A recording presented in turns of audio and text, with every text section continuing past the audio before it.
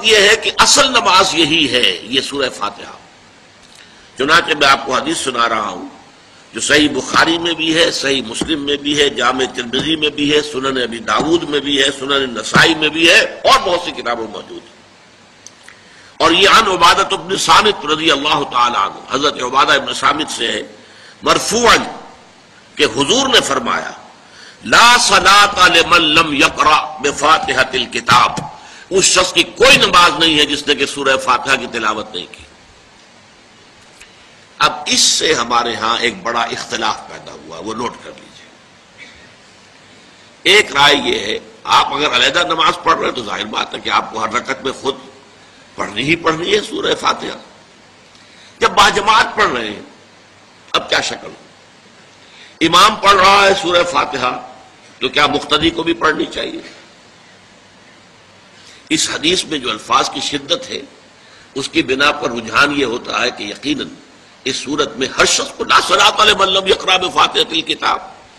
جس نے کہ فاتحہ کی تلاوت نہیں کی، قرأت نہیں کی، اس کی کوئی نماز ہی نہیں۔ تو یہ موقف ہے امام شافعی کا، یہی مسلک ہے ہمارے اہل حدیث بھائیوں کا کہ آپ چاہے اکیلے نماز پڑھ رہے ہو، چاہے امام کے پیچھے پڑھ رہے ہو، اور چاہے امام جو ہے وہ جہری رکعت پڑھا رہا ہے اور چاہے سری رکعت پڑھا رہا ہے۔ خاموشی والی رکعت سورہ آپ کو معلوم ہے کہ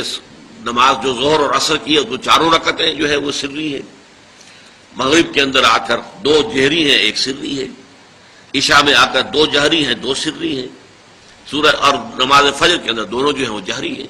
تو چاہے جہری ہو چاہے سری ہو آپ کو بھی لازماً جو مقتدی ہے اسے بھی سورہ فاتحہ پڑھنی ہوگی۔ اب اس کے لیے انہوں نے یہ طریقہ جو ہے تلقین کیا ہے کہ امام تیزی سے نہ پڑھے، رک رک کر پڑھے الحمدللہ رب العالمین، اس کے بعد اتنا وقفہ دے دے کہ جو مقتدی ہے وہ بھی کہہ لے اپنے دل میں یا پڑھ لے الحمدللہ رب العالمین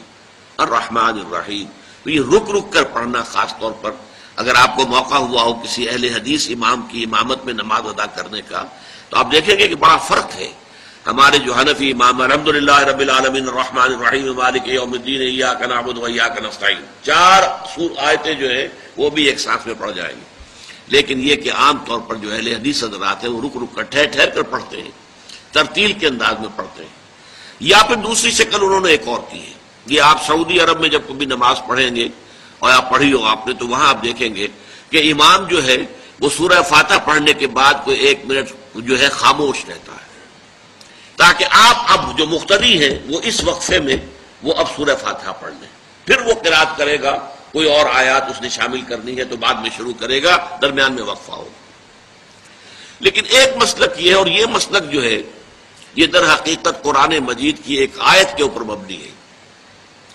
سورہ اعراف کے آخر میں فرمایا گیا وَإِذَا قُرِئَ الْقُرْآنُ فَاسْتَمِعُوا لَهُ وَأَنصِتُوا، جب قرآن پڑھا جا رہا ہو تو توجہ سے اسے سنو، خود خاموش رہو۔ اب یہ قرآن مجید کی آیت ہے، اس کے بنا پر ایک رائے یہ ہے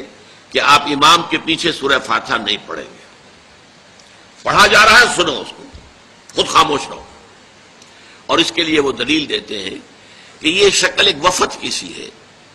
جیسے کسی بڑی شخصیت کے پاس اگر آپ کا کوئی وفد جاتا ہے، 8-10 افراد ہیں، ان میں اسپوکس مین ایک ہوتا ہے، وہ بات کرتا ہے، باقی سب لوگ موجود رہتے ہیں، سنتے ہیں۔ اسی طریقے سے امام جو ہے وہ گویا کہ آپ کا نمائندہ ہے اور وہ پڑھ رہا ہے الحمدللہ رب العالمین الرحمن الرحیم مالک یوم الدین، تو امام کی قرات ہی آپ کی بھی قرات ہو گئی۔ گویا کہ اس آیت سے، اس حدیث سے اختلاف نہیں ہے، اس کی تعبیر سے اختلاف ہے کہ امام کا قرات کر لینا در حقیقت مقتدیوں کی طرف سے بھی قرات ہے۔ اس میں جو حنفی مسلک ہے وہ بہت سخت ہے، اور وہ یہ ہے کہ چاہے سری نماز ہو اور چاہے جہری ہو،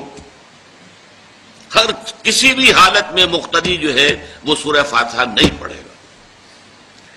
اب اس میں ذرا سا سوال پیدا ہوتا ہے کہ جہری رکعت میں تو اس آیت کا اطلاق ہو جائے گا کہ وَإِذَا قُرِئَ الْقُرْآنُ فَاسْتَمِعُوا لَهُ وَأَنصِتُوا،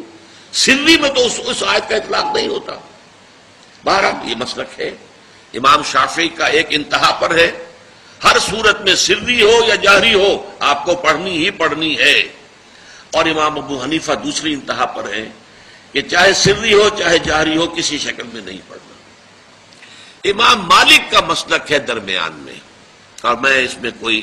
جھجک محسوس نہیں کرتا کہ میں آپ کے سامنے عرض کر دوں کہ میں اس پر عمل پیرا ہوں۔ وہ کیا ہے؟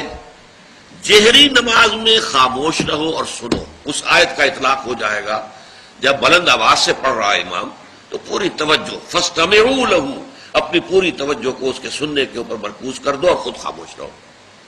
سری رکعت میں البتہ جبکہ وہ بھی خاموشی سے پڑھ رہا ہے، آپ بھی خاموشی سے پڑھ رہے ہیں۔ بہرحال ان چیزوں میں میں نے یہ سب کچھ بیان کیا ہے تو اس سے جو میرا مقصود ہے وہ یہ ہے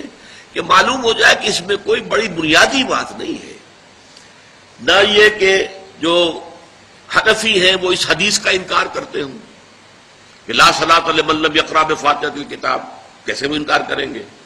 اور نہ ہی کوئی جو حنبلی ہے یا اہل حدیث ہے وہ قرآن کی اس آیت کا اختلاف جو ہے وہ اختلاف کر سکتا ہے کہ اذا قرئ القرآن فاستمعوا له وانصتوا، لیکن یہ کہ اس کے پھر اس سے جو احکام کا استنباط ہے اس میں اختلاف ہو جاتا ہے، تو اس کو نہیں سمجھنا چاہیے کہ یہ کوئی بہت بڑی اہمیت والی بات ہے۔